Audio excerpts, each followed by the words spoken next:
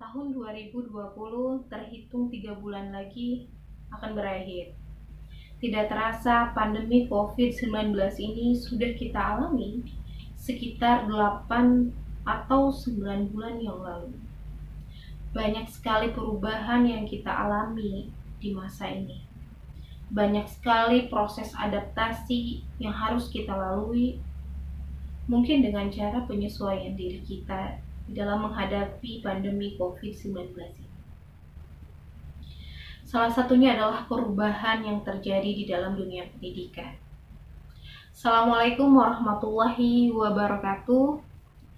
Kali ini saya ingin sekali memberikan tips kepada para mahasiswa untuk dapat melaksanakan pembelajaran daring dengan efektif.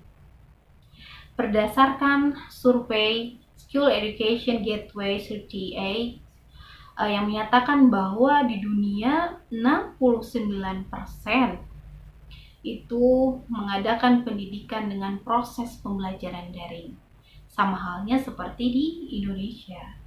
Pembelajaran daring dipakai karena mungkin diharapkan lebih bisa efektif dalam melakukan pembelajaran ketimbang kita melakukan pembelajaran tatap muka. Nah, ada beberapa hal yang harus kita perhatikan dalam pembelajaran daring. Nah, saya akan memberikan 3 tips dalam pembelajaran daring.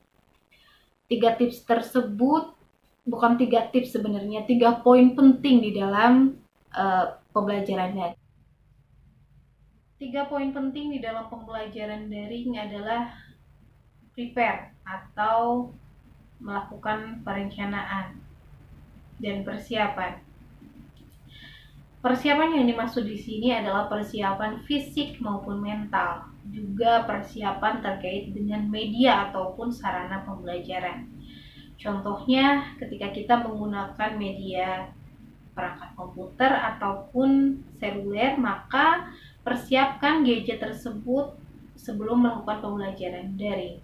Jangan sampai ketika di tengah perjalanan pembelajaran handphone atau perangkat komputer Anda mati, atau mungkin tidak ada sinyal, atau mungkin juga.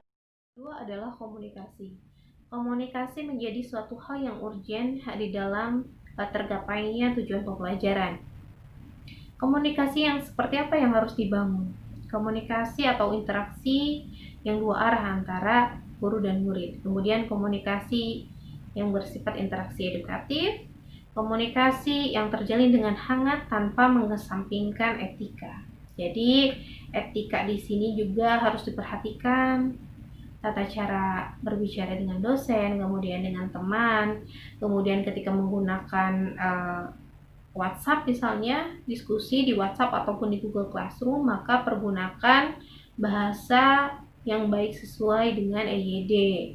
Kemudian jika kita menggunakan media video conference, maka nyatakan pendapat ataupun pertanyaan dengan santun. Kemudian mematikan speaker ketika penyaji ataupun dosen sedang berbicara. Nah, itu yang harus diperhatikan. Kemudian terkait perilaku juga sama. Perilaku di sini juga berkaitan dengan cara kita berkomunikasi, cara kita berpenampilan. Jadi jangan sampai ketika kita melakukan video conference, mahasiswa itu masih ada yang membetulkan baju, kemudian bajunya tidak rapi, kemudian sambil merokok. Nah, itu yang harus dihindari. Kemudian juga sambil tiduran, karena akan berbeda penyerapan informasi kepada mahasiswa yang satu sedang tiduran, mahasiswa yang satu lagi sambil mengerjakan sesuatu, mungkin main game. Mahasiswa yang satu dengan fokusnya dia mendengarkan dosen. Nah, itu akan berbeda. Daya serap dan daya ingatnya pun akan berbeda. Nah, itu 3 tips dalam melakukan pembelajaran daring. Tidak lupa juga di dalam pengisian absen haruslah tepat waktu. Jadi jangan sampai Anda mengisi absen di luar jam pelajaran ataupun mata kuliah. Karena itu menandakan kalau Anda tidak melaksanakan atau tidak melakukan prepare. Anda lalai terhadap suatu hal yang bersifat administrasi. Gitu. Terima kasih atas perhatiannya. Jangan lupa di like, komen, dan subscribe. Assalamualaikum warahmatullahi wabarakatuh.